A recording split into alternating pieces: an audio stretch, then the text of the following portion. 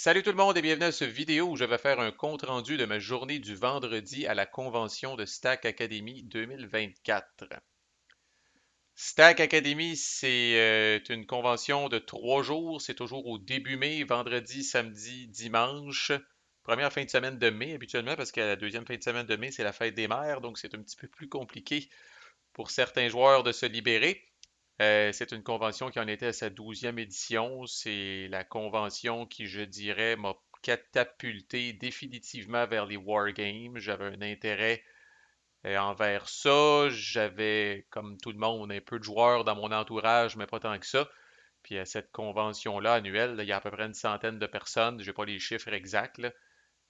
Puis il y a des spin-offs de cette convention-là en cours d'année. Là, on a des samedis une fois de temps en temps tout au courant de l'année, là. Puis ça nous permet de nous réunir au centre-ville de Montréal avec toutes sortes de joueurs passionnés. Et j'en profite avant de tomber dans le crunch de mon compte rendu pour remercier tous les organisateurs de cette convention-là.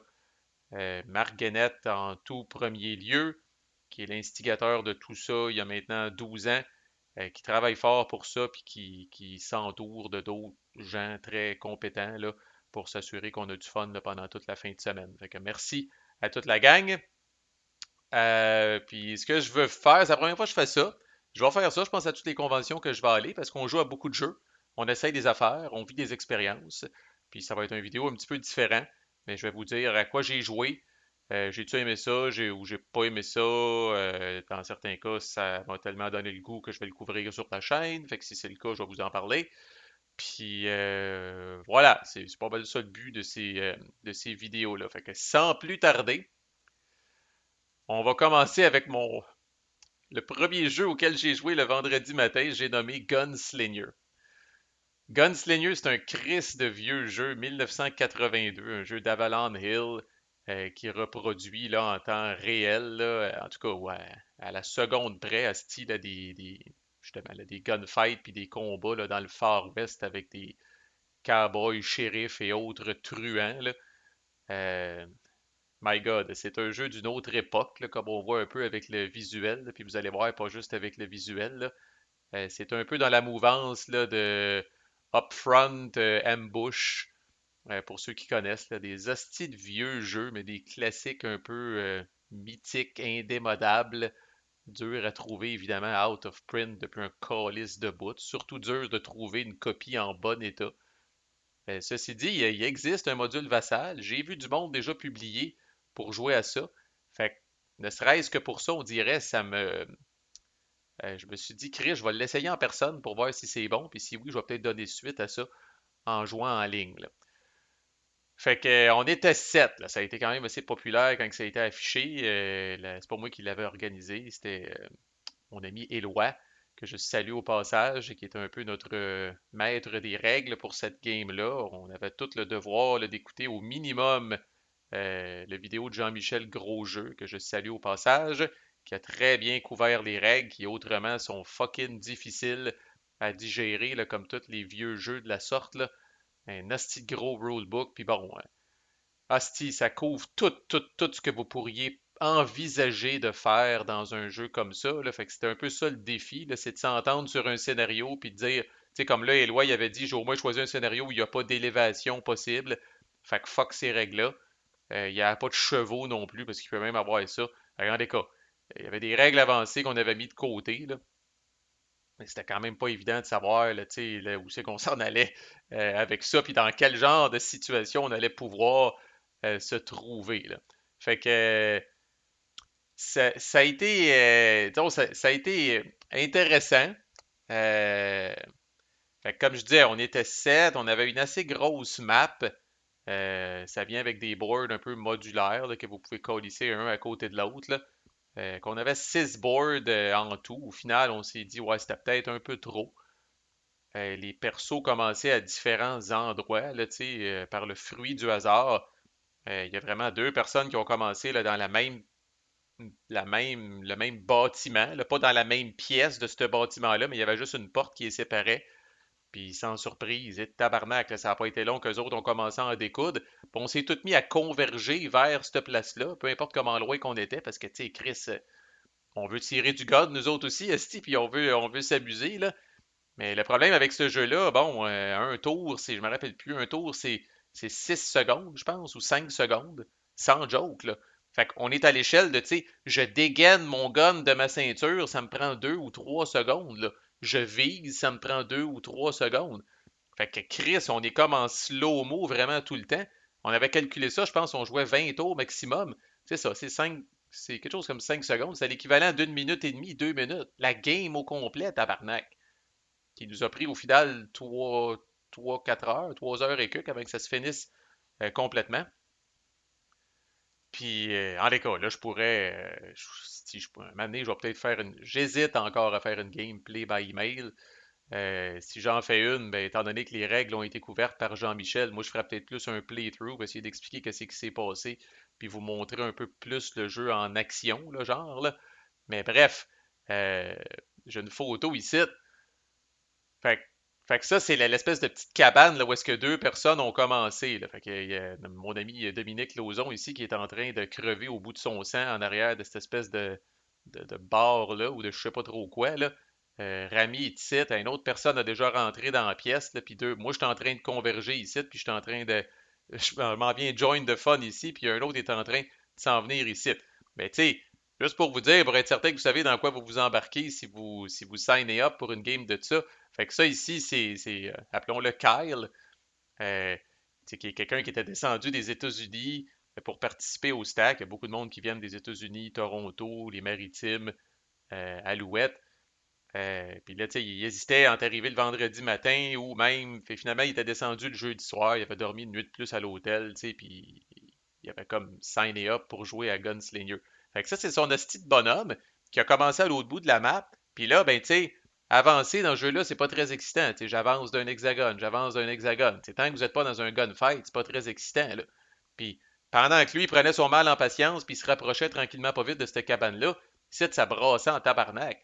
Puis c'était plus lent au niveau des règles dans cette cabane-là, parce que là, eux autres, ils se tiraient. Ah, si tu m'as blessé. En tout cas, Dominique Lauzon a fini avec un mognon à la place de la main droite. Sa main a été complètement éclatée. Fait que là, tu sais, faut que tu checkes des règles un petit peu plus spéciales. Là, Chris, je suis blessé, je suis stun, j'ai un light wound, j'ai ci, j'ai ça, je tombe à terre, j'échappe mon gun, j'ai des pénalités, puis alouette. Pendant ce temps-là, Steve Kyle, il avançait, puis il avançait, puis il avançait. Puis quand vous avancez, puis même que vous essayez d'avancer vite, à un moment donné, vous prenez des délais puis en cas, c'est encore plus lent pour vous rendre. Mais tout ça pour dire que le pauvre Kyle, esti, s'est rendu ici, a entrouvert la porte, passé sa tête par le cadre de porte, puis s'est fait tirer une balle dans la tête, puis il est mort. Fait que ce jeu-là, là, c'est player elimination à fond. C'est c'est extrêmement, extrêmement old school. Ça n'a quasiment pas de sens. Euh, Puis bon, fait que là, tu sais, Kyle, qui est bon joueur, gentleman, il a pas flippé à la table, là, mais tu voyais dans son visage, tabarnak, je viens de perdre 2 heures et demie de ma vie, le style. Fait que, il a appris les règles, puis tout ça, puis tout ce qu'il a fait, style, il a marché, puis il s'est rendu jusqu'à la porte, puis il s'est fait éclater la cervelle. Fait que, tu sais, c'est fucking old school, puis ça pardonne pas, là. C'est pas Doom ou Fortnite, là, comme disait Eloi, là, où est-ce que tu manges un paquet de balles, puis t'es encore vivant, puis pogne-toi un med pack, puis t'es correct, là. C'est extrêmement réaliste. Une balle dans la tête, t'es mort. Une balle dans le cœur, t'es mort. Puis en fait, une balle n'importe où, t'es sérieusement, sérieusement handicapé pour la suite des choses. Fait que j'ai aimé mon expérience parce que je me suis rendu jusqu'à la fin. À la fin, on était un contre l'autre. Moi, j'étais un bonhomme un peu plus mêlé, là, fait que j'avais un tomahawk, Steve, j'essayais de fendre la tête de mon adversaire pendant que lui me faisait ce que le jeu appelle du fan fire, là, tu sais, t'es là de même avec le gun, puis c'était très excitant, finalement, il a réussi à gagner. Euh, mais tu sais, pour certaines autres personnes, Eloi même a été le premier à crever. Il a tiré 2 coups de shotgun à travers la fenêtre, il a manqué. La cible qui visait l'a tiré à son tour, puis il l'a tué. Puis pauvre Éloi, on lui a dit, si tu vas pas trop loin, Chris, t'es notre master des règles, fait qu'il a même pas pu, tu sais, comme aller se joindre à une autre table, puis tout ça. Fait que je le remercie pour ça. Fait que Gunslinger, euh, c'est... faut le jouer, je pense, une fois, là, mais tu sais, il y a un petit de bémol, là. Assurez-vous que tout le monde sait dans quoi il s'embarque, là, parce que calvaire... euh, anyway, c'est toute une expérience. Bon, next, j'ai rejoué à Plum Island Horror en personne. Puis là, on commence à tester des trucs de l'extension. Puis je vais couvrir ça plus en détail dans des vidéos au fur et à mesure. Puis je suis un peu impliqué dans le développement de l'extension au fur et à mesure que ça l'avance. Euh, je vais en parler un petit peu plus sérieusement, là, mais tout ça pour vous dire que on a joué avec une règle optionnelle, ben, considérée, en fait, c'est même pas une règle asti, qui existe. C'est une règle qu'on pressent qui va être dans l'extension pour rendre le jeu plus tough. Puis ça se résume ainsi, c'est qu'en fait, à chaque fois que vous avez des civils qui crèvent, vous perdez ces points-là d'évacuation. Là. Fait que là, ça dit peut-être rien si vous ne connaissez pas le jeu. J'ai une playlist qui couvre le jeu vraiment en détail. Mais normalement, les points d'évacuation, au fur et à mesure que vous sauvez des civils, ça ne fait qu'augmenter. Puis si vous finissez la game à 26 ou plus, vous êtes correct. Mais là, ça rend ce marqueur-là dynamique. Vous pouvez sauver 4 points de civils, mais si ces pauvres civils-là ici se font bouffer par les horreurs, ben là, vous perdez 2 points de civils. Et le but de tout ça, c'est de s'assurer que vous faites attention, entre guillemets, aux civils sur la map, puis que c'est pas on sauve les plus faciles puis les plus payants, puis fuck les autres, puis tout le monde crève. C'est beaucoup plus thématique, ça donne beaucoup plus de tension. Euh, on allait dire malheureusement, mais c'est pas un drame, on est encore au début de tester l'extension, là, mais dans notre cas, ce fut pas suffisant, des gamers avertis, ce ne fut pas suffisant pour nous donner un challenge décent. OK? Fait qu'on a on a gagné en hostie, on a torché le jeu pareil, malgré cette fucking règle-là. On a mis les civils à l'abri, on en a crissé dans des compounds, on en a évacué un autre hostie de paquet. Puis à un moment donné, c'était clair, on a même callé à la game au bout du 5 6e tour, là. On était là way over le nombre de civils, puis on n'avait aucune menace. Il y avait 2 tracks, je pense même qu'il n'y avait pas d'horreur.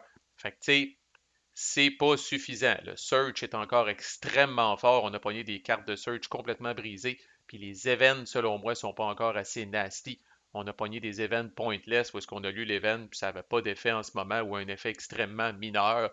Puis ça fait en sorte. Puis tu sais, les tracks qui n'ont pas d'horreur, ben tu sais, si ces tracks-là s'activent, ça calisse à rien.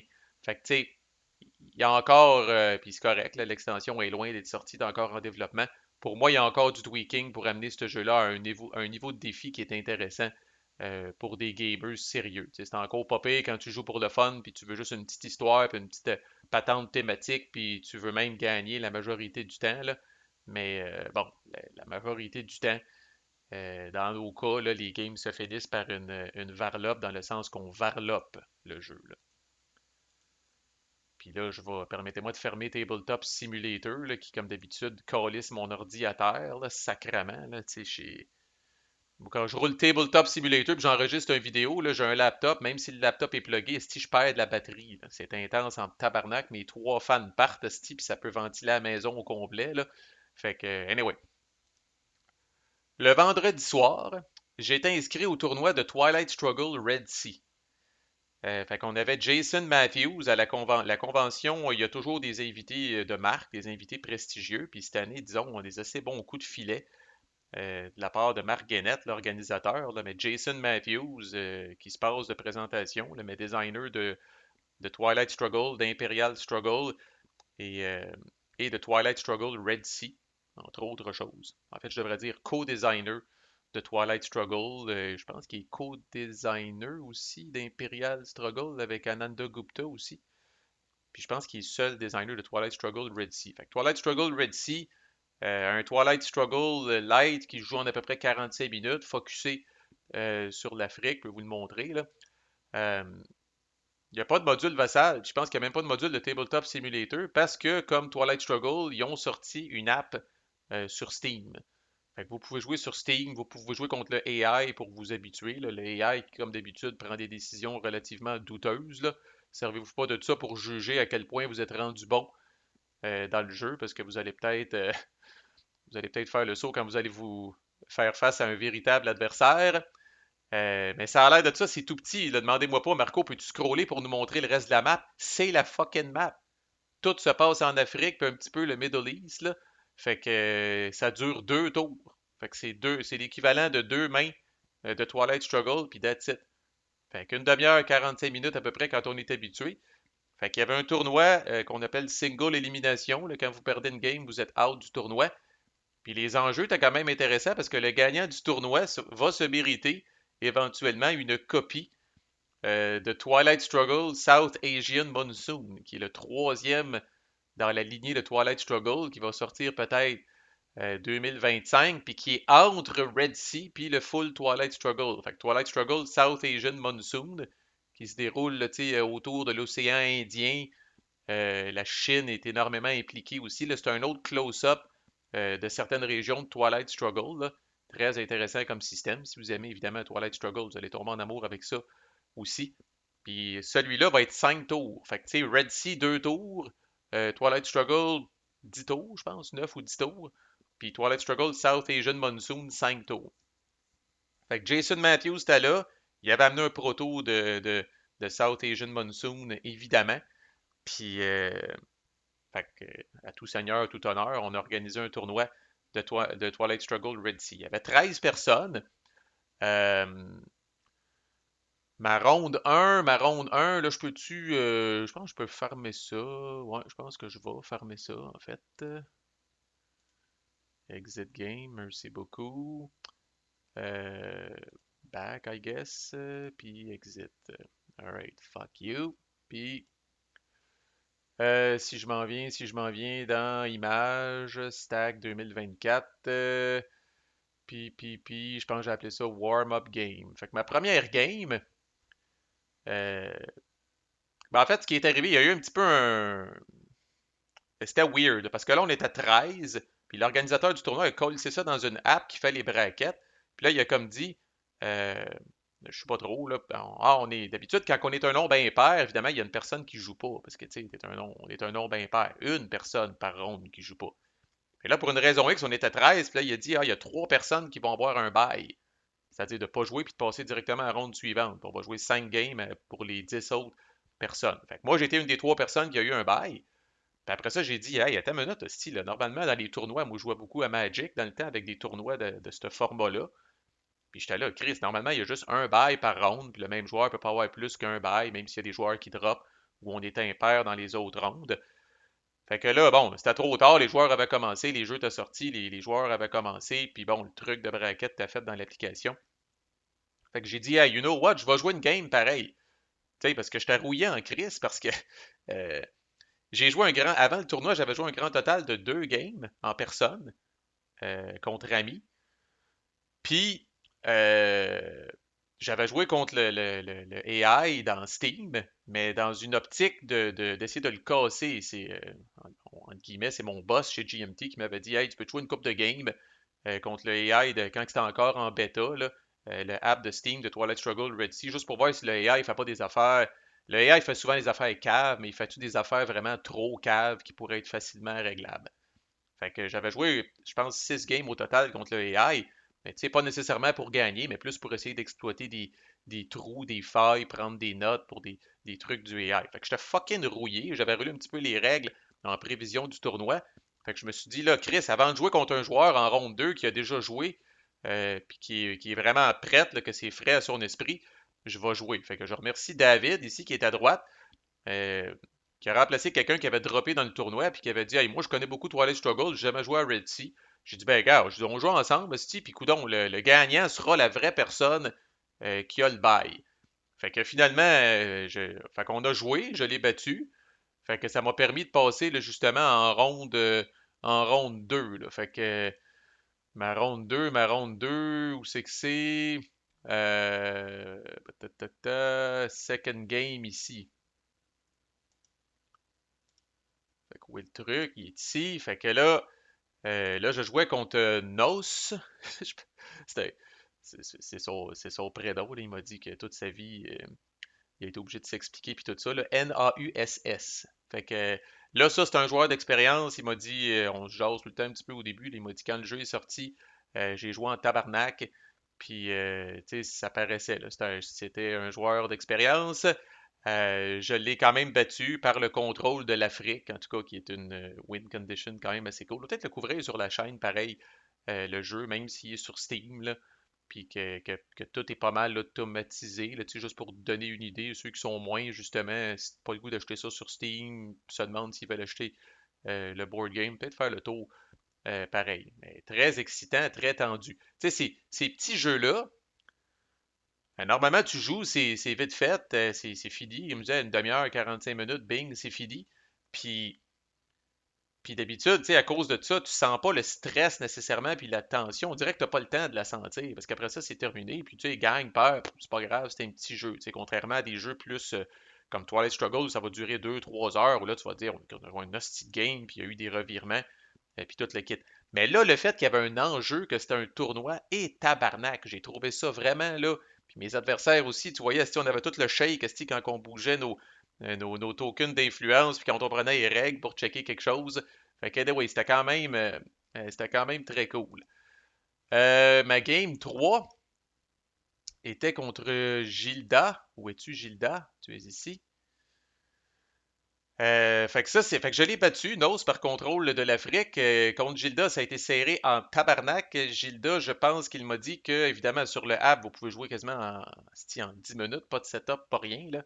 Fait que si je ne m'abuse, Gilda en est peut-être à 100 games d'expérience. Fait que là, tu sais, ça commençait à être sérieusement euh, déséquilibré en termes d'expérience puis tout ça. Mais j'ai battu Gilda quand même par la peau du cul. Je dirais, on est arrivé à la fin, il contrôlait l'Afrique. Ben, pas contrôlait l'Afrique, mais il y avait en tout cas c'est pas le terme exact, là, mais tu sais, il y avait normalement, là, tout était en place pour que si la carte d'Africa Scoring sortait, il gagnait. Et lui pensait, c'est pas une situation qui arrive souvent, que quand tu arrives en fin de game, ça s'applique pareil, mais non, c'est uniquement quand la carte de scoring de l'Afrique sort que ça s'applique. Fait que je me menais de toute façon par les VP, puis je pense qu'il n'aurait pas pu faire grand-chose de plus pour m'avoir, là, mais tu sais, j'ai gagné par peut-être un ou deux VP. Là. Puis après ça, fut donc l'heure de la grande finale, où là, on jouait là, sous l'œil intéressé de l'organisateur du tournoi, que je salue, Richard, euh, qui nous regardait là, supposément pour être arbitre, mais beaucoup plus parce que c'était intéressant, puis c'était la finale. Puis j'étais contre Alex ici, un autre joueur qui est quand même beaucoup, comme moi, qui adore les card-driven games, puis qui avait beaucoup d'expérience euh, avec Red Sea. Ça a été encore une fois fucking tendu. Là. Alex qui a dit à la fin, puis ça résumait assez bien nos états d'âme. Là. Tu sais, genre, je pourrais pas dormir pendant 3 heures, il faut que j'aille prendre une douche tellement j'ai sué comme un cochon pendant toutes ces games-là parce que c'était fucking stressant. Fait que j'ai gagné encore là de relative justesse. Là. Alex était comme ah, calé, ça va pas bien, ça va pas bien. Euh, mais ce qu'il ne savait pas, c'est qu'au dernier tour, moi j'étais le russe, j'avais la carte de scoring de Middle East. Puis au début du deuxième tour, j'avais même pas présence dans le Middle East. Je pense qu'Alex avait l'Égypte puis l'Arabie Saoudite qui sont les deux battlegrounds. Fait que ça a été un fucking casse-tête pour me sortir de ce style guépier-là, parce que comme dans Twilight Struggle, la crise de scoring card, il faut la jouer. Puis non seulement ça, mais le Middle East rescore à la fin. Fait que vous ne pouvez pas vous permettre d'être complètement out de cet endroit-là. Fait en les cas, j'ai gagné la finale, j'ai gagné le tournoi. Je vais avoir une copie de Twilight Struggle South Asian Monsoon que je vais automatiquement faire tirer sur la chaîne dès que je vais mettre la patte dessus à travers les tabarnaks de bons fans comme à l'habitude. Fait que ça, je suis certain que ça va être quelque chose d'extrêmement euh, couru et d'extrêmement populaire. Puis ce qui est fucking cool aussi, parce qu'on voit pas ça tous les jours, alors, j'ai été adoubé par Jason Matthews. Fait que pour ceux qui ne le connaissent pas, ça c'est Jason Matthews, le designer.